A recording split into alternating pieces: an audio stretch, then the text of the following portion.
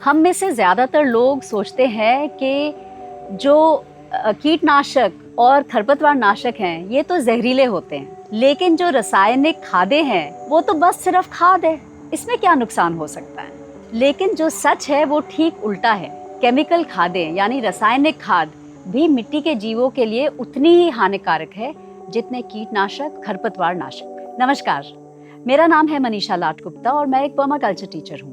और आज हम समझेंगे कि कैसे ये तीनों चीजें, कीटनाशक, खरपतवार नाशक और रासायनिक खादें, धीरे धीरे हमारी मिट्टी को मार देती हैं और खेती को कमजोर और निर्भर बना देती। सबसे पहले हमें मिट्टी को ऐसी धूल मिट्टी नहीं समझना चाहिए। मिट्टी एक लिविंग इकोसिस्टम है।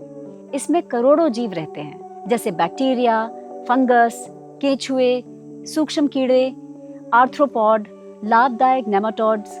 ये जीव मिट्टी में रहते हैं और मिट्टी को बनाते हैं, पौधों को पोषण देते हैं, पूरे इकोसिस्टम को संतुलित रखते हैं। अगर ये जीव ना रहें तो मिट्टी सिर्फ धूल बनकर रह जाती है। अब देखिए, जो हम कीटनाशक इस्तेमाल करते हैं इनका बस एक ही काम है और वो है मारना। चाहे वो कीड़े हो, फंगस हो या खरपतवार हो, ये सबको मारने का ही काम करते हैं। लेकिन जहर जब आप खेत में डालते हैं तो ये सिर्फ उन चीजों को नहीं मारता जिससे आप परेशान हैं, नहीं, ये मिट्टी में रहने वाले सारे माइक्रोब्स और कीड़ों को भी मार देता है। खरपतवार नाशक भी यही करते हैं। अगर वो एक पौधे को मार सकते हैं तो वो मिट्टी में मौजूद नाजुक फंगस और बैक्टीरिया के लिए भी सुरक्षित नहीं हो सकते। धीरे धीरे मिट्टी की बायोडाइवर्सिटी, मतलब जो हमारे विभिन्न जीव जंतु वहाँ रहते हैं, वो सारे गायब होने शुरू हो जाते हैं और मिट्टी अपनी शक्ति खोने लगती है। रासायनिक खादें भी उतनी ही हानिकारक हैं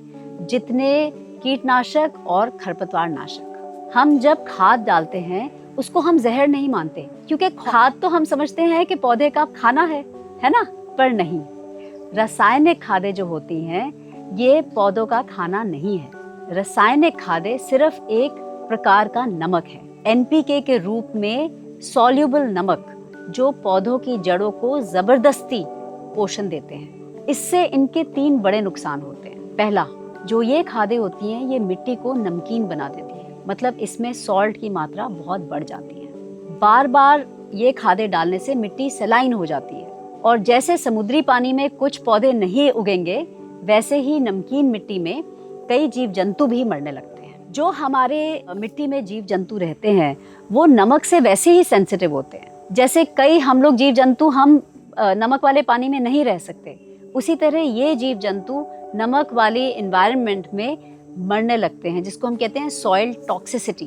अगला नुकसान जो इन रासायनिक खादों का ये होता है कि ये मिट्टी की पीएच को बिगाड़ देते हैं। यूरिया और डीएपी जैसे फर्टिलाइजर जब हम इस्तेमाल करते हैं ये मिट्टी को एसिडिक बना देते हैं। एसिडिक मतलब जीव जंतु की मृत्यु।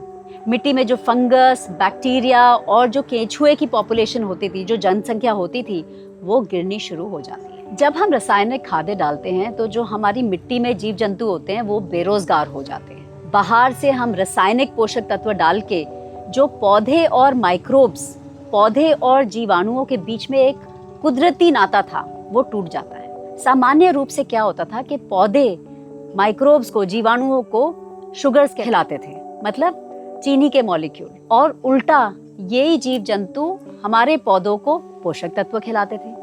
लेकिन जब आपने इसमें रासायनिक खादें डाल दी तो पौधा कहता है, अरे हमें तो बाहर से खाना मिल रहा है, तो हमें इन जीव जंतुओं की जरूरत ही नहीं है, तो वो उनको खाना खिलाना बंद कर देते हैं। और इस तरह से ये सारे जीव जंतु धीरे धीरे बेरोजगार हो जाते हैं और हमारी मिट्टी में से गायब होने शुरू हो जाते हैं। जो हमारे फंगस का नेटवर्क होता है, जाल होता है, वो टूट जाता है। जो हमारी एक इतनी अच्छी रिलेशनशिप थी, एक इतनी अच्छी हमारी रिश्तेदारी थी पेड़ों में, पौधों में और जीव जंतुओं में, वो टूट जाती है। यानी धीरे धीरे ये जो रासायनिक खादें हैं ये पूरी बायोलॉजिकल एक्टिविटी को मृत कर देती है। अब जब हमारे जीवाणु सब मर जाते हैं तो हमारी मिट्टी मर जाती है और अब किसानों को ये लगता है कि मिट्टी कमजोर है, उपज कम है और चलो इसमें हम और खाद डाल दें। लेकिन ये एक बहुत ही तगड़ा जंजाल है। जैसे आप और ज़्यादा से ज़्यादा इसमें खाद डालेंगे उतने और ज़्यादा जीवाणु मरेंगे,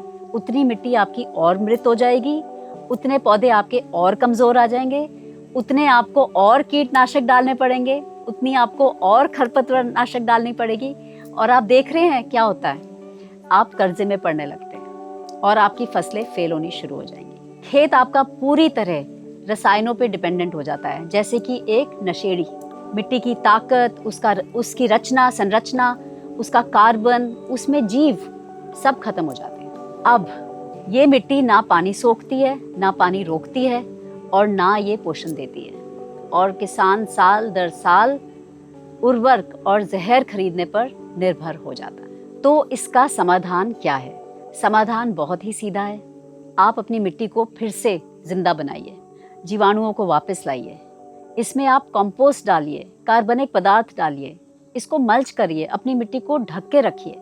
इसमें आप कुछ खादें बना के, जो गोबर खाद से जीव अमृत बनाइए, कोई और कंपोस्ट ही बनाइए, वो वापस डालिए। स्वस्थ जीवित मिट्टी में एक पोषक तत्वों का अखंड चक्र बना चलता है। फिर ना आपको इसमें कीटनाशक की जरूरत पड़ेगी, ना आपको इसमें खरपतवार नाशक की जरूरत पड़ेगी, और ना ही हमें इसमें रासायनिक खादों का नशा चाहिए होगा। एकदम जीवित सृष्टि के साथ चलने वाली मिट्टी ही खेती का भविष्य है। तो अगली बार जब आपसे कोई ये कहे कि अरे खाद है, ये तो खाद है, ये क्या कर लेगी मिट्टी को, तो आप उन्हें जरूर बताइएगा कि रासायनिक खाद मिट्टी के सारे जीवाणुओं को मारती है और उसके लिए उतना ही खतरनाक है जितना रासायनिक कीटनाशक और रासायनिक खरपतवार नाशक। तीनों का असर एक जैसा ही है, मिट्टी की जिंदगी को खत्म करना। अगर हमें खेती बचानी है तो सबसे पहले अपनी मिट्टी की जीवन शक्ति हमें वापस लौटानी पड़ेगी। उम्मीद है कि ये सुन के आपके मन में कुछ बातें आईं